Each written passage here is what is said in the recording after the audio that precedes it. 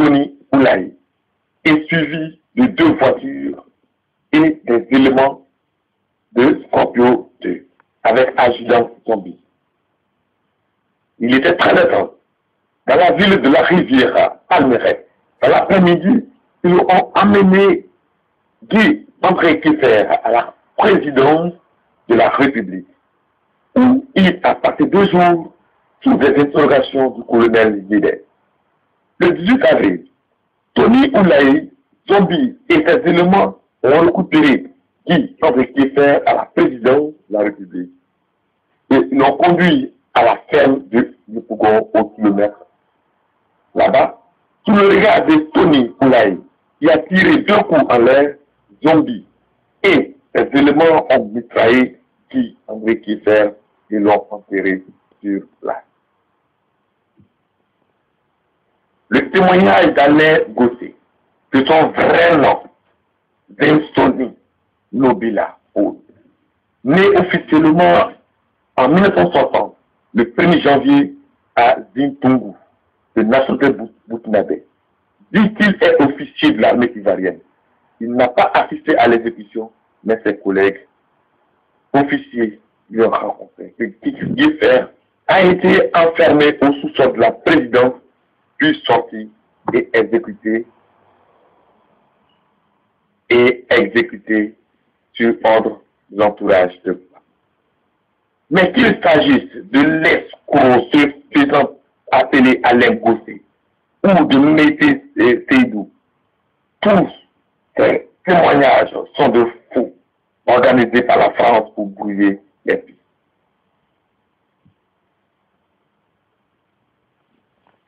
Par exemple, au bon sens, la fable rencontrée par Percy Seydou est plus ridicule.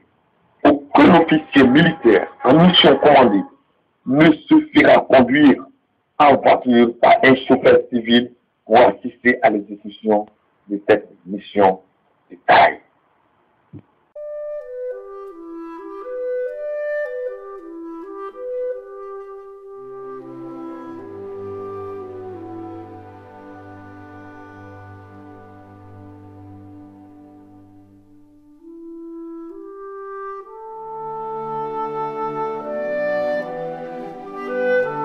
Le dernier témoignage est celui de Gorge Coton, qui vient de révéler au quotidien Le Courrier, avec tous les détails, les circonstances de l'enlèvement et l'exécution de Kiffer par lui et ses hommes sur demande d'un poste de Ouattara, suite à son article très dérangeant sur le fils de Dominique Ouattara et du financement de la rébellion créé en 2002 par Ouattara et la France. Il savoir où se trouve le corps 2 jours ou 3 jours après ce témoignage. Les restes de Kiffer semblent être retrouvés, mais la presse française à l'émission rappelle les premiers faux témoignages qui l'ont mené nulle part et rattache la mort de Kiffer au nom. Partout, ailleurs, sur tous les sites, les preuves accablent. Les preuves accablées. Partout ailleurs. Ivoire Business nous a révélé dans les détails. Ivoirebusiness.net nous a révélé dans les détails. Notre voix, le temps, le site, Pégal.com ont révélé dans les détails les preuves qui mènent inéluctablement vers la France. Vers la France. Vers la France. Toutes les preuves sont palpables et qui mènent inéluctablement vers la France.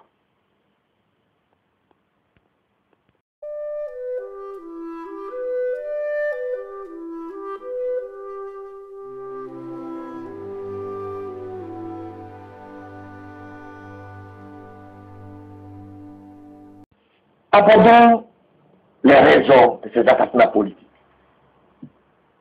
Le vrai mobile et la vraie piste de Ben Barka et de Kiffer. Le mobile et la vraie piste de l'enlèvement et de l'exécution de Ben Barka. Le magazine L'Express du 17 juillet 2007 révèle que Mehdi Ben Barka aurait renseigné les services secrets qui contre l'Irak. Son nom de code attribué par Denek Mek aurait été tchèque. Il travaillerait pour le bloc de l'Est en pleine guerre froide. Puissant homme politique et menace réelle de l'allié de la France au Maroc, Ben Barka a été attiré par un traquenard, puis exécuté par les officiers de la police française au vu et au su de la DGSE. Après quoi, son corps fait volatiliser pour éloigner toute piste qui mènerait aux autorités françaises. Le mobile du crime est donc politique et géostratégique.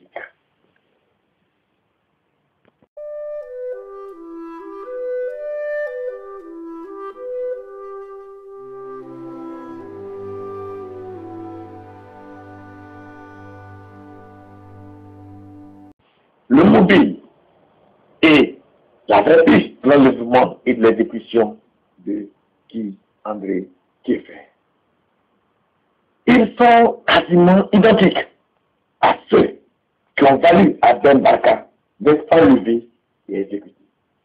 Kieffer était sur le point de relever plus en détail un vaste complot conduit par la femme.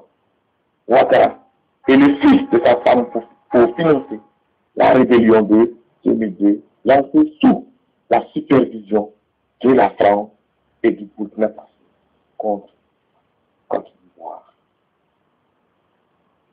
En exécutant Kieffer, il la boucle pour toujours et d'une pierre. On en fait du coup. D'abord, en accroissant la haine des Français contre Babo. Ensuite, en réussissant à lui mettre à dos toute la presse internationale. Cela prépare les esprits à la sauce finale de la France contre Babo, dont la femme, les confrères, les cadres du corps sont présentés comme des tueurs de faim. Amajaro peut alors donc poursuivre son soutien à la rébellion ou à ressentir son égratignure la France règle son problème politique et géostratégique.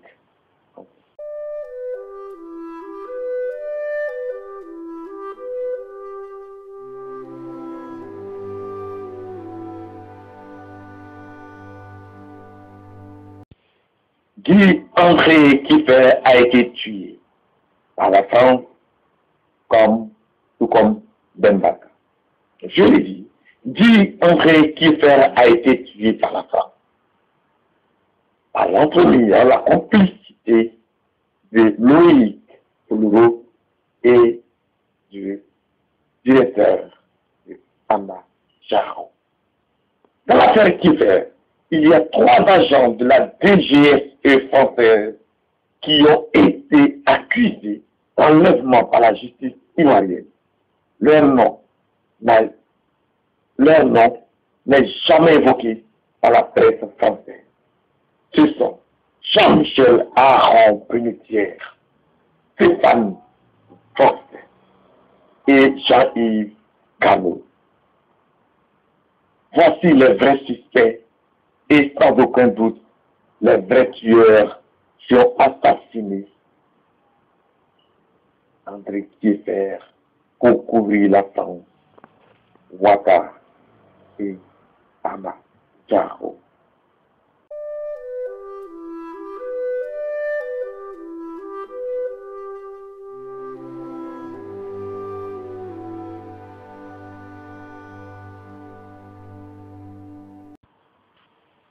Il paraît extraordinaire.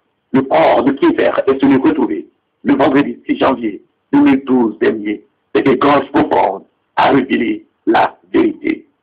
En toute vraisemblance, la femme a déterré les squelettes entre Tikinti et Abidjan. confier la diversion et la manipulation médiatique à France 3 et à toute la presse française. Kiefer n'a jamais été retrouvé à Issia. C'est bel et bien entre Tikensi et Abidjan que le squelette, présenté comme celui de Kiefer, a pu être déterré. La méthode est très simple. Si témoignage de gorge profonde, la vérité était à la porte. Alors, comment faire pour faire disparaître les restes de Kiefer? Ils savaient. Il s'agissait pour eux de mettre la confusion partout, afin de déterrer clandestinement les restes de Kiefer entre Abidjan et Tikensi. Cela dit, une fois arrivé en France, Patrick Rama effectuera le texte d'Adienne et ne trouvera rien. Trop tard, car les restes de Kiefer seraient fondus dans une vase d'acide. En clair, il s'agit. En clair, il savait où était le squelette de Kiefer. Aujourd'hui, avec la mascarade bâillonnée de mensonges, il vient de faire disparaître le corps de Kiefer et à jamais. Ça ne sera que de simples plaintes et critiques. Car ils ne voudront jamais entendre, au grand jamais, entendre gorge profonde, ni les 3 Français de la DGSE, encore moins les hommes forts d'Amajaro. Adieu. Adieu Kiefer. Adieu.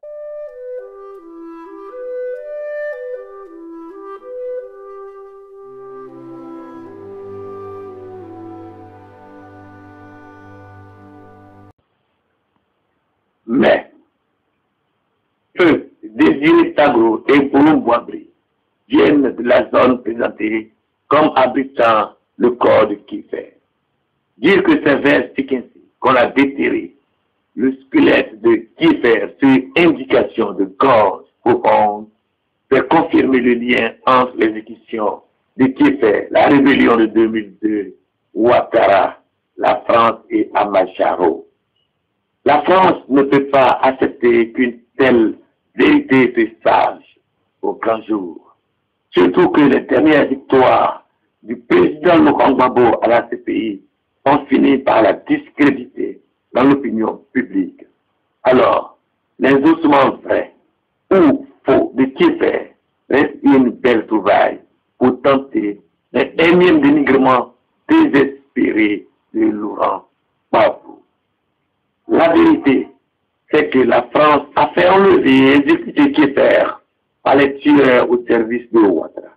Ceux-ci ont sûrement été encadrés par les agents de la DGSE, Jean-Michel Aron Brunetière, Stéphane de Bruxelles et Jean-Yves Gano. Un jour, l'histoire nous en dira plus. On n'attendra pas aussi, quand, comme le cas de Ben Bakar, l'histoire est déjà la vérité. Nous savons, le monde entier sait la vérité. Car ils doivent savoir, la France, Ouattara, Amajaro doivent savoir que les temps ont changé. Oui, les temps ont changé. Nous sommes au XXIe siècle et les pays marchands de mort comme la France se croient toujours dans les années 40 ou 60 où le taux d'analphabétisme en Afrique avoisinait plus de 95%. Aujourd'hui, les temps ont changé. Avec le nombre d'intellectuels plus que croissant, plus jamais que croissant, on ne peut plus berner l'Afrique. L'Afrique est mûre. Le monde de la technologie, le monde de la technologie, de l'information, oui, est incontestablement le maillon essentiel pour mettre à nu les mensonges d'un État français qui ne vit que par les assassinats politiques, du vol des richesses des pays faibles et des montages de mensonges pour enterrer, pour assassiner, pour asservir un peuple souverain qu'est la Côte d'Ivoire. Que Dieu bénisse